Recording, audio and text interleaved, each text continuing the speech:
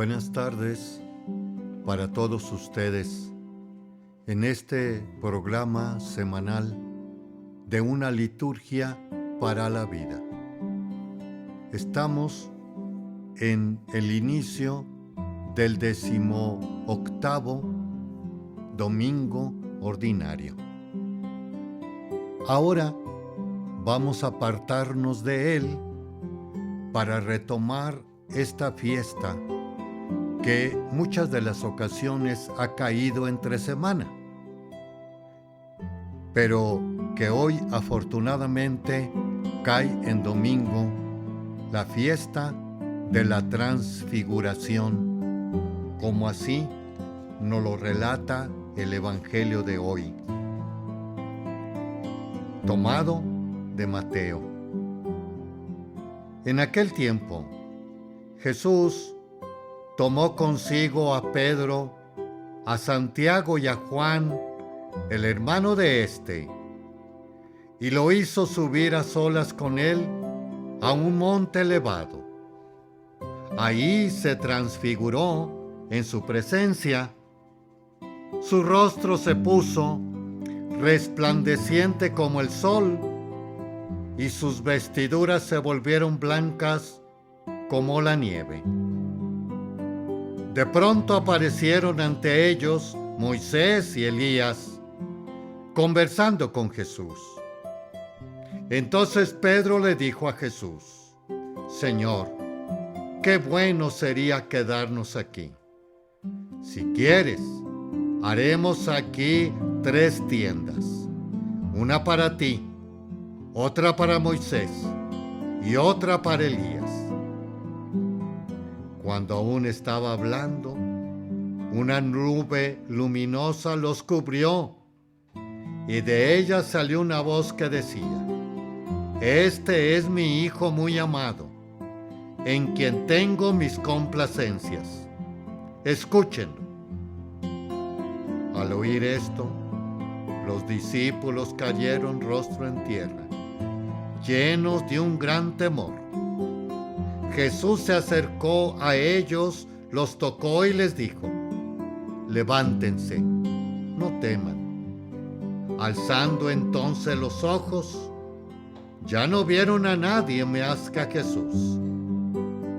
Mientras bajaban del monte, Jesús les ordenó: No se lo cuenten a nadie lo que han visto, hasta que el Hijo del Hombre haya resucitado de entre los muertos. Palabra del Señor.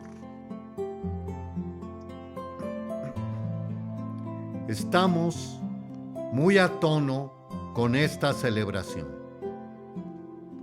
Hemos hablado, por un lado, de la protología y la escatología. Protología, el inicio, ante todo, del reino de Dios en Jesucristo, nuestro Señor. Y la escatología, el fin de los tiempos, la venida del reino, que algo nos quiere decir la transfiguración. ¿Qué más debemos de anotar previamente para mejor comprender? La visión de Daniel en la primera lectura, que dice así: Su vestido era blanco como la nieve, y sus cabellos blancos como la lana. Su trono, llamas de fuego, con ruedas encendidas.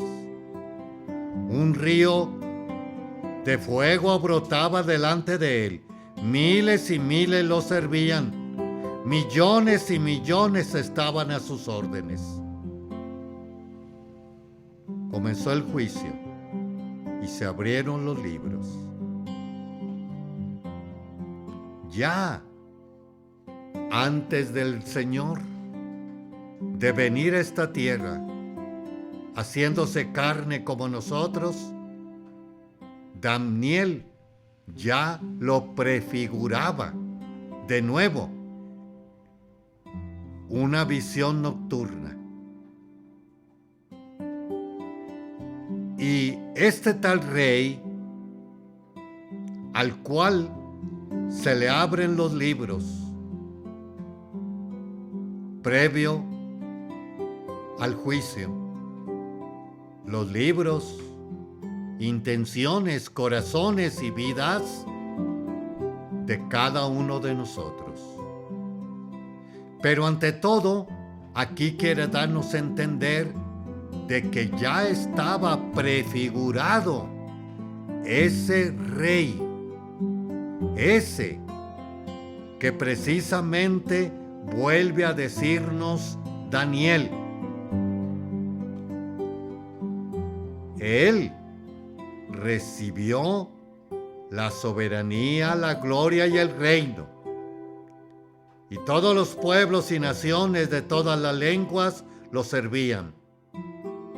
Su poder nunca se acabará, porque es un poder eterno, y su reino jamás será destruido. ¿Qué? Pedro, Santiago y Juan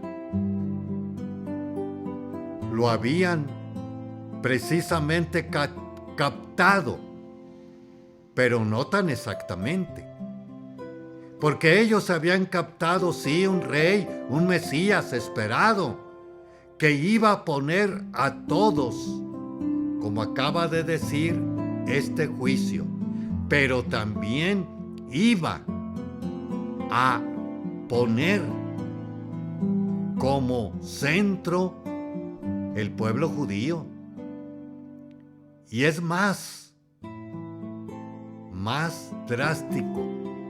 Iban a ser destruidos o desaparecidos todos los enemigos del pueblo de Dios. Al pueblo de Dios que habían precisamente masacrado en el caminar de la historia de la humanidad.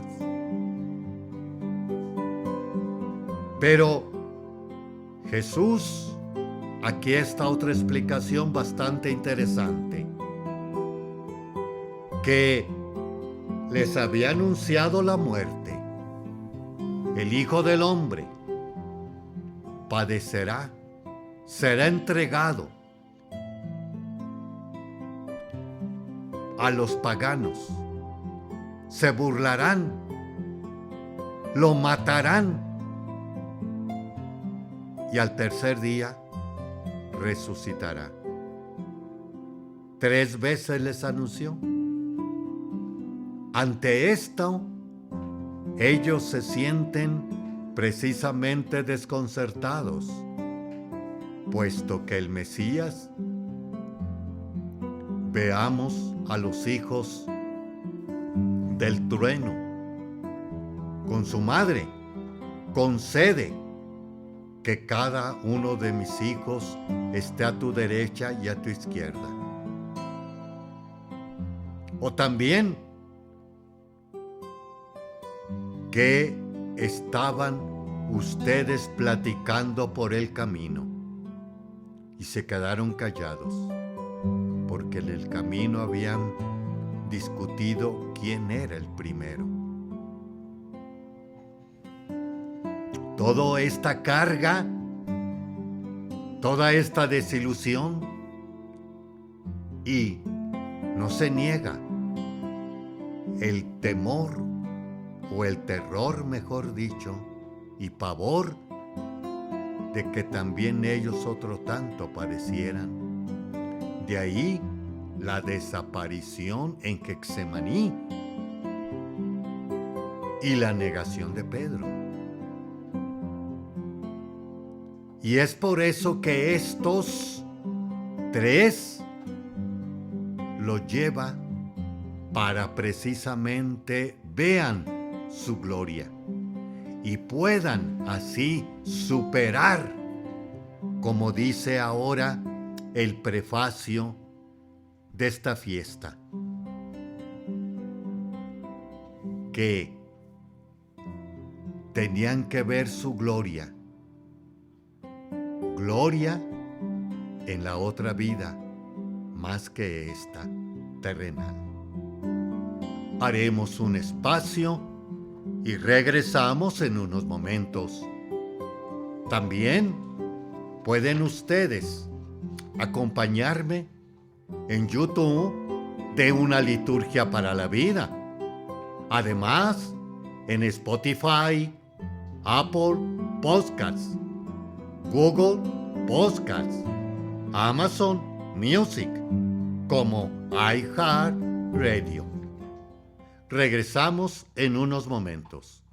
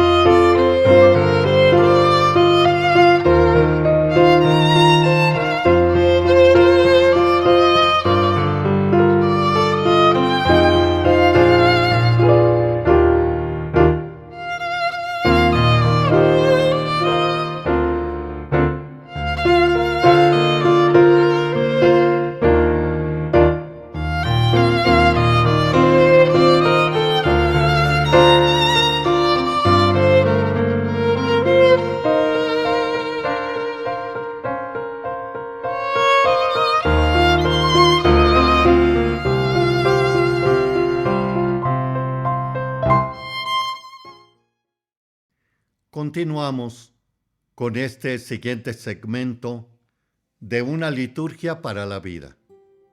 Les habla el Padre Víctor Anguiano en la parroquia de San Cristóbal de las Casas, parroquia de San Francisco de Asís. Estamos comentando esta festividad de la transfiguración del Señor, que también nos puede ayudar mucho el griego que pone la metamorfosis. Sí, es y está por ahí un elemento esencial en el gusano, de la mariposa a la larva, pero después de un cierto tiempo se transformará en un ser maravilloso. Recordemos a aquellos coleccionistas de mariposas. Eso es la metanoia, la transfiguración. Pero es más potencialmente, como lo está justificando el santo que comentábamos. Él se revistió de una piel humilde, humana, para ahora tomar el vestido de la gloria, resonando y glorificándose con el esplendor de las vestiduras, la cara. Y aquí hay que tener también presente a los dos personajes que le acompañan. Por un lado, sí, Moisés y Elías. Ambos platicaron directamente con Dios. Ambos también fueron arrebatados de este mundo de una forma inexplicable. Pero también hay otra cosa más, que captan más completamente los judíos que nosotros. Moisés, el de la ley, el de la Torá. Y Elías, el gran profeta. E incluso bastante entendido por ellos que tiene que venir Elías antes del Mesías. Pero aquí está una cosa más que quizás se nos olvide, a diferencia de allá en el bautismo del Señor. Saliendo del agua del bautismo de Juan, recibe al Espíritu y de nuevo, entre las nubes, se oyó una voz, bajó el Espíritu Santo y dice las mismas palabras: este es mi Hijo, en quien me complazco. Escúchenlo, escúchenlo, se agrega ahora. Esa va a ser la pauta central para nuestra transformación, divinización, santificación y glorificación. A Él, como así nos lo dice la primera lectura. Y para rematar esta expresión, segunda lectura de hoy, de Pedro, y nos vuelve a decir: en efecto, Dios lo llenó de gloria y honor cuando la sublime voz del Padre resonó sobre él diciendo: este es mi Hijo amado, en quien me complazco. Cierra las comillas. Y nosotros escuchamos esa voz venida del cielo mientras estábamos con él en el Monte Santo. El escucharlo no significa solamente oírlo, sino es más que oírlo. Entenderlo, reflexionarlo, imitarlo, seguirlo hasta las últimas consecuencias. Recordemos, el que quiere a su padre y a su madre más que a mí, no es digno de mí. O el que me reconoce delante de los hombres, yo también lo reconoceré. Y el que me desconoce, también lo desconoceré delante de mi Padre. O también, bienaventurados aquellos que son perseguidos por mi causa. Hay que buscar la causa de Jesús. ¿Por cuál murió? ¿Por cuál se desvivió? ¿Por cuál vino al mundo? ¿Con quién trabajó? ¿Cuál fue su proyecto, su plan? ¿Cuál fue la propuesta? ¿Cuál es la voluntad del Padre? En suma. Y eso es escucharlo. Eso es comulgar. Comulgar como nosotros actualmente comulgamos con ciertas ideas y tendencias, o como clásicamente se dice hoy, aquellos precisamente influencers de nuestra actualidad, de la moda, del andar por lo pronto con tatuajes, pintarse el pelo. Son cuestiones de la vida que comulgamos temporalmente con esas situaciones, circunstancias, tendencias, modas que nos embullen y otras veces nos destruyen o nos adormecen, como así se hablaba el domingo pasado. Escuchar, escucharlo y Lo dice claramente el Señor al final del Evangelio.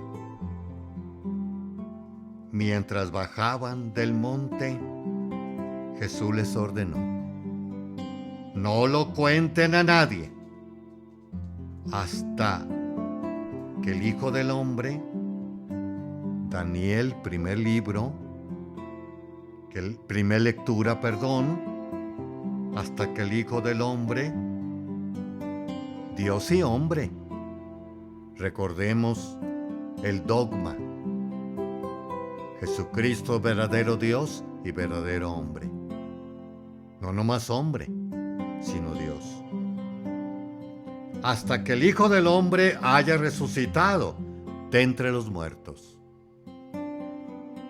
Porque, de nuevo, la idea, decíamos, de los hijos del trueno no era tan exacta con la de Jesús. Aún también, ligeramente, lo encontramos también a Pedro, diciéndole al Señor, quizás en el mismo tono de los hijos del trueno: y nosotros, que hemos dejado todo para seguirte, ¿qué vamos a recibir? Ya conocemos este pasaje. Estamos pues en la semana 18 de el segundo tiempo ordinario. Vamos camino al 34, la escatología, al juicio final, donde ya se nos está previniendo desde hoy. Y que desde hoy vayamos nosotros viendo la realidad nuestra como la del mundo. Y podamos todos transfigurarnos en este valle de lágrimas, o a veces muy gris y a veces negro, contrario al pensamiento del Señor. Haremos otro espacio y regresamos en unos momentos. Le esperamos.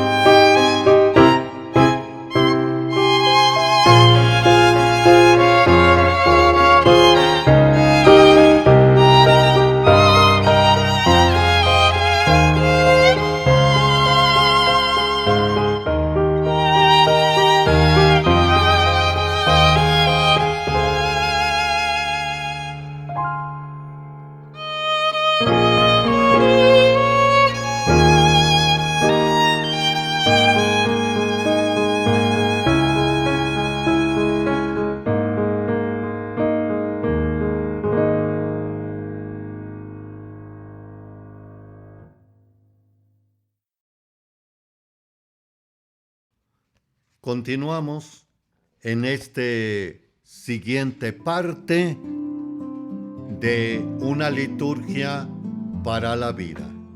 Ahora vamos a comentar bajo la guía del padre José Antonio Berenguer Cerdá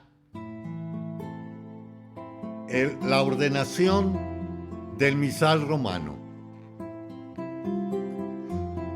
Recordemos que después del concilio hubieron 3 ediciones del misal romano, donde se ampliaron, por un lado, en sí el misal romano que tenemos en el altar, incluyendo las festividades, oraciones, misas, sacramentos, sacramentales dentro de nuestra fe cristiana y católica.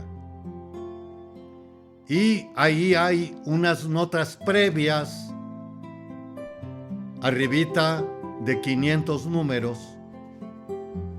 530 me parece, por ahí. Y esos números son en base a la Constitución del Vaticano II, Sacrosanctum Concilium, este sagrado concilio sobre la liturgia de estas celebraciones. Ahora vamos a ver dentro de esas celebraciones, ahora nos toca ver las oraciones presidenciales. Nos fijamos hoy en el número 30 y 32 de esos prenotandos.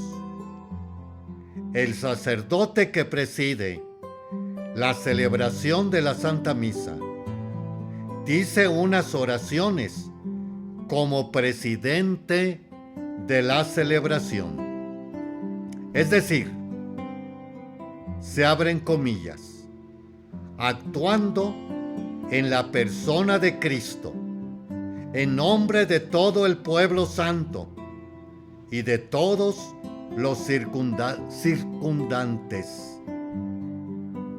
Número 30. Se cierran las comillas. Estas se llaman, abre comillas de nuevo, oraciones presidenciales. La principal de las oraciones presidenciales es la plegaria eucarística, que ocupa el primer lugar entre las atribuciones del sacerdote y es el vértice de toda la celebración. Es la oración larga que comienza con el diálogo, en el que el sacerdote nos invita a levantar el corazón y a dar gracias a Dios. Abarca desde el prefacio hasta la doxología, que es por Cristo, con Él y en Él. Continúan los puntos y contienen las palabras de la consagración. Esta oración ocupa el primer lugar entre las atribuciones del sacerdote, es decir, es la más importante de las oraciones y es lo más importante que hace el sacerdote, porque por ella se consagra el pan y el vino y se hace presente en el altar el sacrificio de Cristo en la cruz para la salvación del mundo. Además, al decir atribuciones del sacerdote, nos recuerda que solo quien ha recibido el sacramento del orden la puede decir, porque solo por este sacramento se puede consagrar el pan y el vino. Esta oración es en toda ella oración de consagración. Por tanto, ningún fragmento, párrafo de esta oración puede ser pronunciada en la misa por los que no son sacerdotes, ni siquiera por Cristo, con Él y en Él, la doxología o el final de la plegaria eucarística. A los demás fieles les corresponde en esta oración las aclamaciones Santo, anunciamos tu muerte, o bien otras dos respuestas, y el amén. La respuesta amén a la plegaria eucarística Es la palabra más importante que los fieles pronuncian en la misa.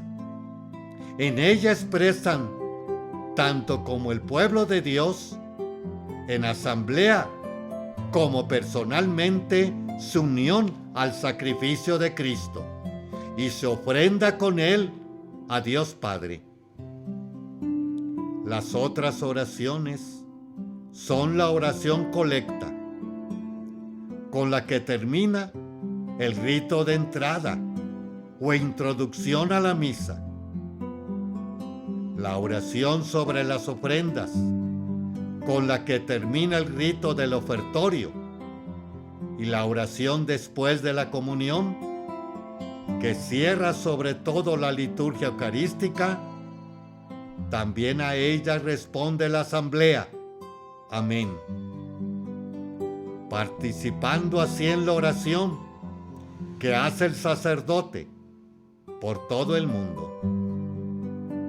Dice en el número 32 que tanto estas oraciones como la plegaria eucarística, todos las escuchen atentamente. Escuchar, uniéndose a cada oración para responder amén. Por eso, mientras interviene el sacerdote, no se cante ni se rece otra cosa, ni estén igualmente en silencio. Y estén igualmente en silencio el órgano y cualquier otro instrumento musical. Número 32. Quizás nos puede parecer extraño, pero precisamente para escuchar con toda atención, para no distraernos y estar unidos al sacrificio del Señor. También, durante la consagración, debe haber silencio total y no debe sonar ningún instrumento.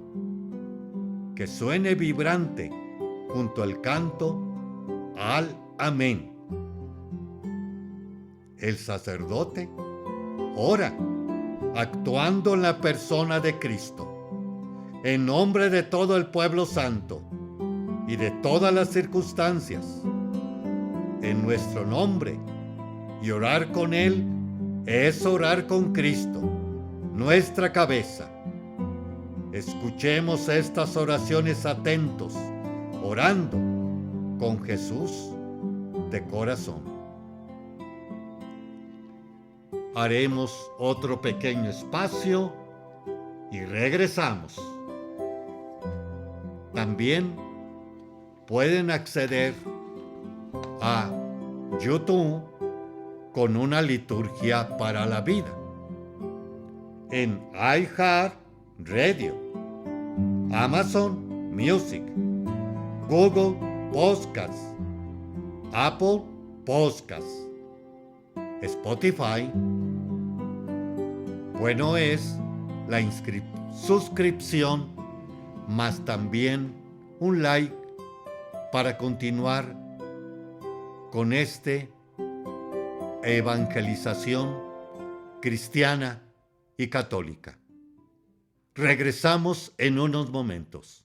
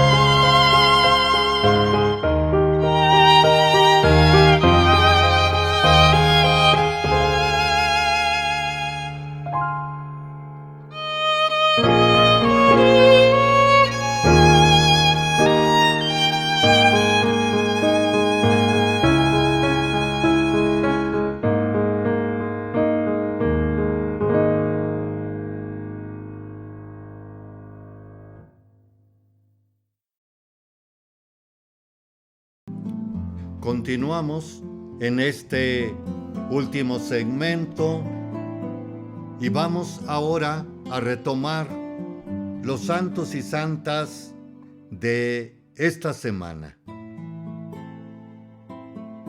Como decíamos en el inicio, que el día 6 de agosto conmemoramos la fiesta de la Transfiguración.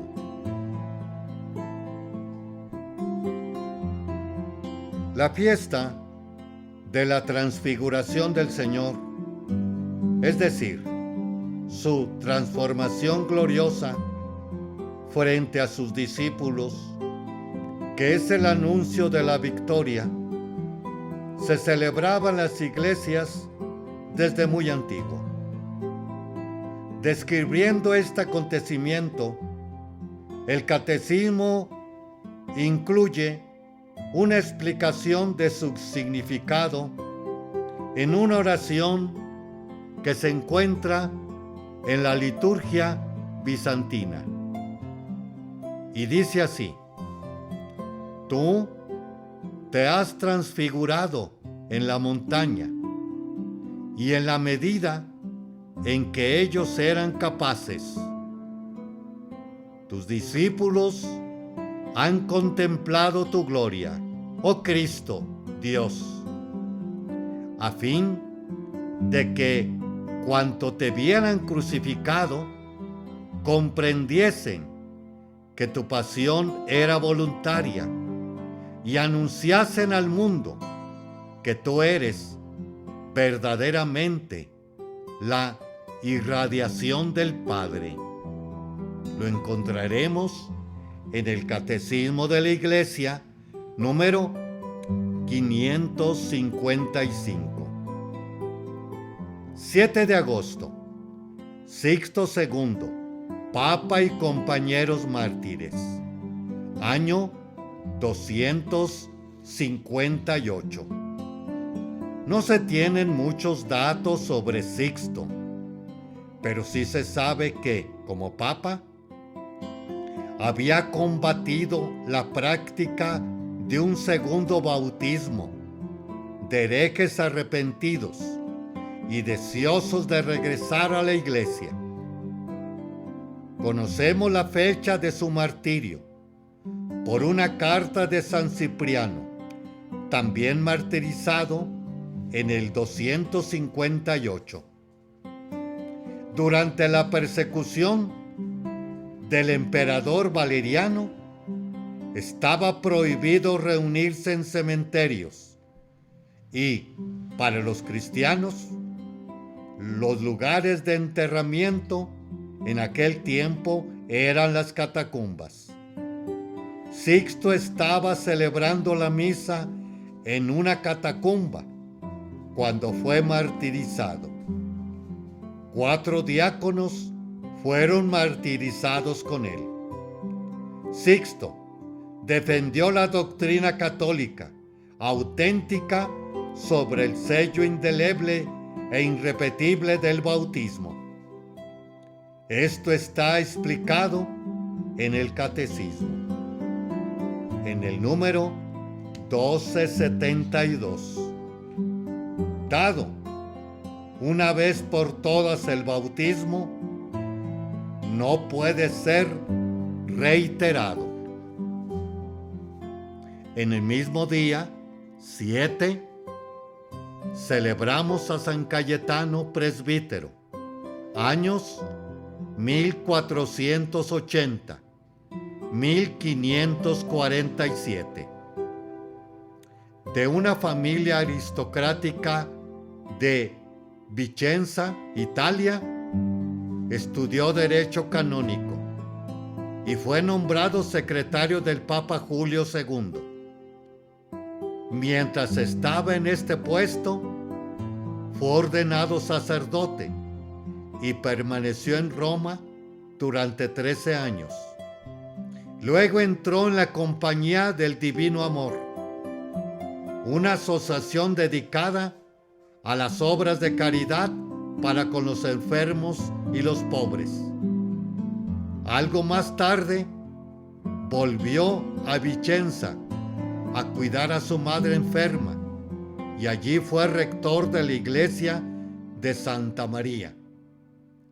A su regreso a Roma, fundó un instituto de clérigos regulares, conocidos como teatinos, cuyo principal misión era la predicación, celebración de los sacramentos y celebración de la liturgia.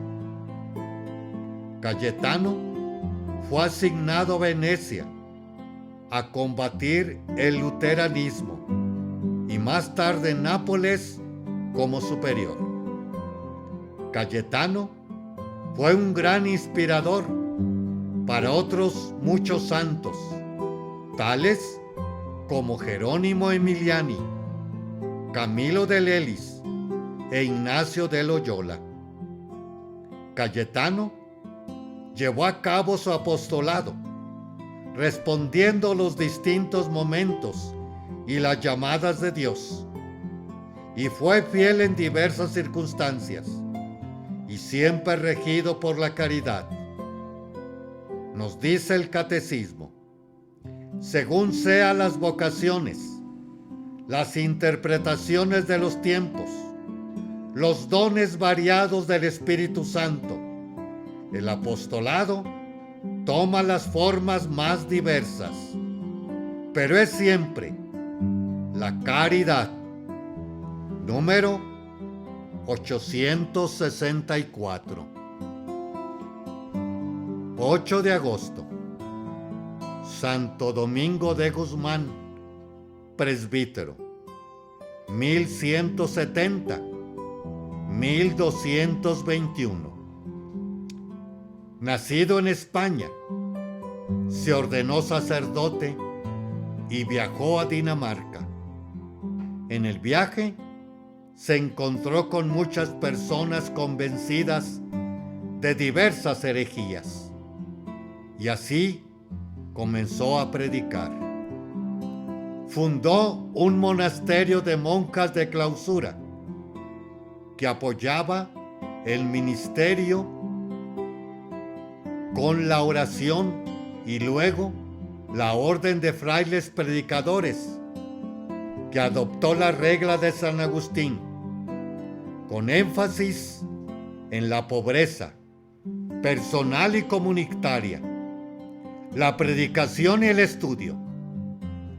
La meta era la salvación de las almas por medio de la predicación. La orden de predicadores, con gran extensión por todo el mundo, ha producido innumerables santos y ha tenido una enorme influencia en la vida de la Iglesia.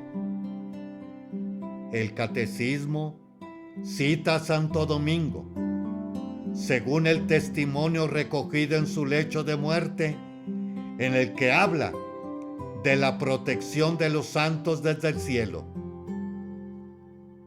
Les seré más útil después de mi muerte y les ayudaré más eficazmente que durante mi vida.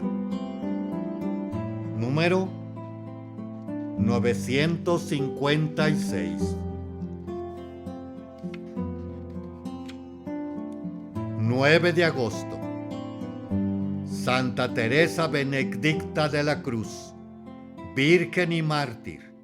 Años 1891-1942. Nacida Edith Stein, de una de las familias judías de Breslau, Alemania, hoy Polonia. Era una persona intelectual, profesora de filosofía de la universidad y autora de 17 volúmenes de escritos de pensamientos filosóficos. La lectura de la vida de Santa Teresa de Jesús la llevó a la conversión al cristianismo. La incipiente persecución nazi le quitó su empeño de profesora por sus orígenes judíos. Edith ingresó en el Carmelo en Alemania y tomó el nombre de religiosa, Teresa Benedicta. A causa de la persecución, fue enviada a Holanda.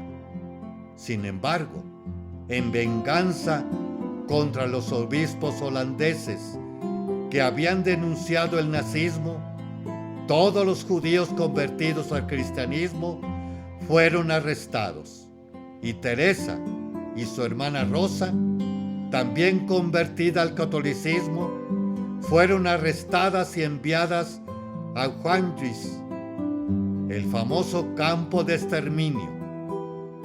Teresa Benedicta murió allí. El testimonio de Teresa Benedicta es de integridad y búsqueda de la verdad. Nunca dejó de amar a su pueblo judío, pero descubrió la plena revelación de la verdad de la Iglesia católica. Como dice el Catecismo en el número 73, Dios se ha revelado plenamente, enviando su propio Hijo, en quien ha establecido su alianza para siempre.